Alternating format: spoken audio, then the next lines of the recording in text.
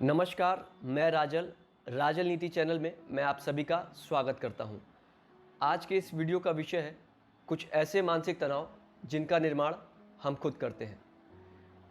आज की हमारी वर्तमान जीवन शैली में ज़्यादातर लोग मानसिक तनाव से पीड़ित हैं। मानसिक तनाव से न सिर्फ हमारे कार्य करने की क्षमता कम होती है, बल्कि इससे बहुत सारे रोग भी उत्पन्न होते हैं। इसलिए यह बहुत ही ज़्यादा आवश्यक है कि मानसिक तनाव को हर हाल में नियंत्रित किया जाए। हमारे मानसिक तनाव के लिए हमेशा दूसरे लोग ही जिम्मेदार नहीं होते। कई बार कुछ मानसिक तनाव के लिए हम खुद ही जिम्मेदार होते हैं। आज के इस वीडियो में मैं कुछ ऐसे कारणों के बारे में चर्चा करूंगा जिनसे हम खुद अपने मानसिक तनाव का निर्माण करते हैं और कैसे हम इस प्रकार के मानसिक तनाव से बचें। तो चलिए इस वीडियो को शुरू करते हैं।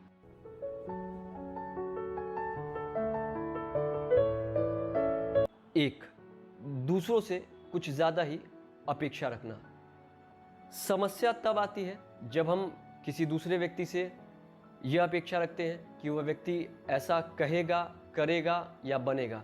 यानी कि आप किसी व्यक्ति से यह अपेक्षा रखते हैं कि वह आपके हिसाब से कुछ व्यवहार करेगा, और जब वह आपके हिसाब से व्यवहार नहीं करता तो आपको तकलीफ होती है और आपको मानसिक तनाव होता है।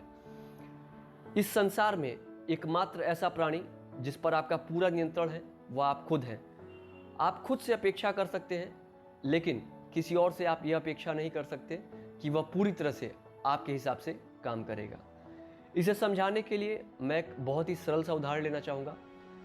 हम मान के चलते हैं कि आपका एक बहुत ही अच्छा एक मित्र है जिस पर आपको बहुत ही ज़्यादा भरोसा है कि आप जब भी उससे कोई काम कहेंगे वो आपकी बात को टालेगा नहीं। लेकिन आप अपने मित्र से पहली बार कोई काम कहते हैं और वह आपकी अपेक्षा के विपरीत उस काम को नहीं करता और आप निराश होते हैं और आपको मानसिक तनाव होता है। यदि आपने अपने मित्र से इतनी ज़्यादा अपेक्षाएं नहीं रखी होती तो शायद आपको उतनी ज़्यादा निराशा नहीं होती। यह पूरी तरह से तो संभव नहीं है कि आप किसी से भी अपेक्षा ना रखें, लेकिन आप कोशिश करिए कि लोगों से कम अपेक्षाएं रखें, और जब आप ऐसा करने लगेंगे तो आपको मानसिक तनाव कम होने लगेगा। दूसरा, आलोचनाओं को दिल से लगाना। हमारे समाज में नकारात्मकता कितनी ज़्यादा है इसे बताने की मुझे ज़रूरत नहीं है, आप इससे भली भांति परिचित हैं। क्योंकि हमारे समाज में इतनी ज़्यादा नकारात्मकता व्याप्त है, इसलिए हमें आलोचनाओं के लिए पूरी तरह से तैयार रहना होगा। समस्या तब आती है जब हम आलोचनाओं को अपने दिल से लगा लेते हैं। जब भी हमारी आलोचना हो, हमें सबसे पहले इसे जांचना चाहिए कि क्या यह आलोचना हमें बेहतर बनाने के उद्देश्य से की जा रही है, या फिर यह आलोचना हमें पूरी तरह से नीचा दिखाने के लिए की जा रही है। अगर यह आलोचना हमें बेहतर बनाने के लिए की जा रही है तो ये बहुत ही अच्छी बात है। इसे एक सकारात्मक दृष्टिकोण के साथ देखें और खुद में बदलाव लाएं, बेहतरी लाएं और एक अच्छे इंसान बने।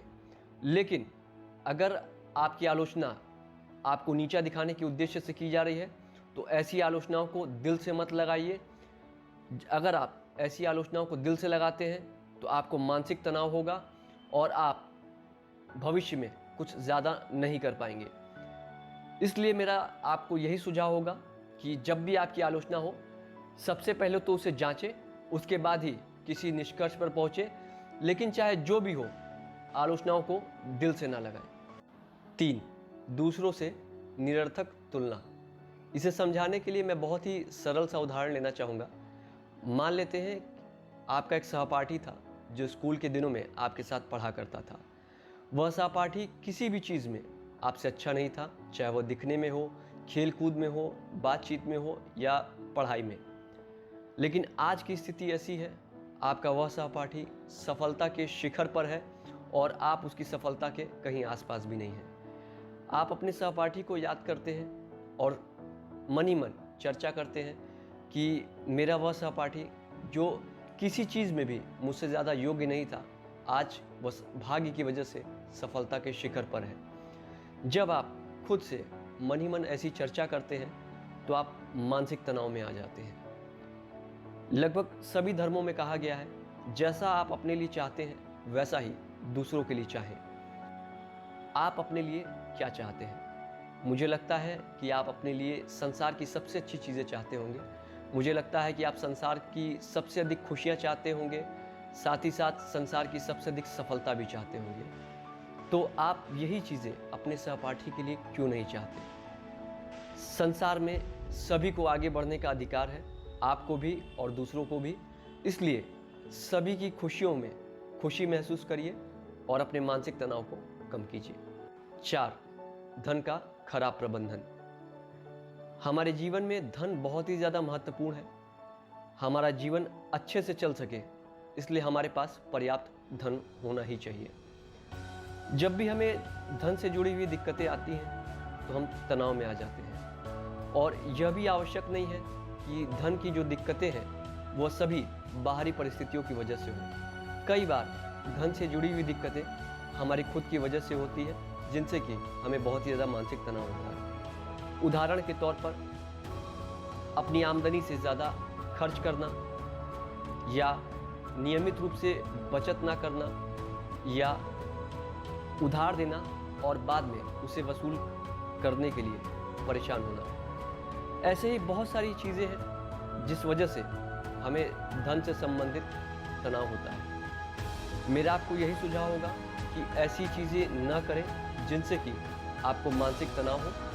और जब आप ऐसा करना शुरू कर देंगे तो धन के बारे में आप बहुत हद तक अपनी चिंताओं को कम कर लेंगे, जिससे कि आपका मानसिक तनाव भी कम हो जाए।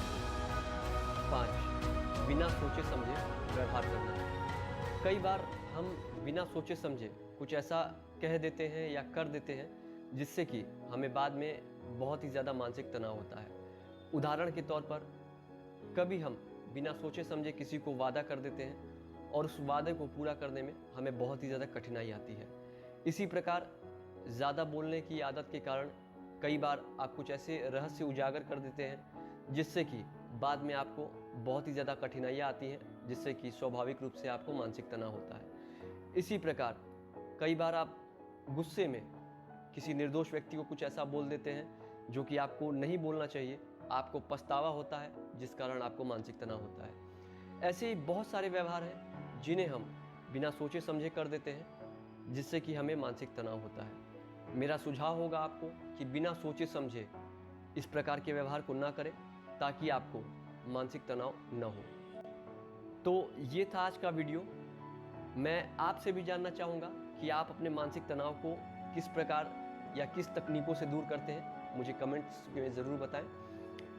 साथ ही साथ आपको ये वीडियो कैसा लगा, मुझे अपने कमेंट्स या फीडबैक ज़रूर दें। आपके फीडबैक से मुझे बेहतर करने की प्रेरणा मिलती है। यदि आपको ये वीडियो अच्छा लगा तो इस वीडियो को लाइक करें। यदि आपको लगता है इस वीडियो से किसी और को भी सहायता मिल सकती है तो इस वीडियो को शेयर करें। मैं आगे भी ऐसे ही ज्ञानवर्धक वीडियोस बनाता रहूँगा।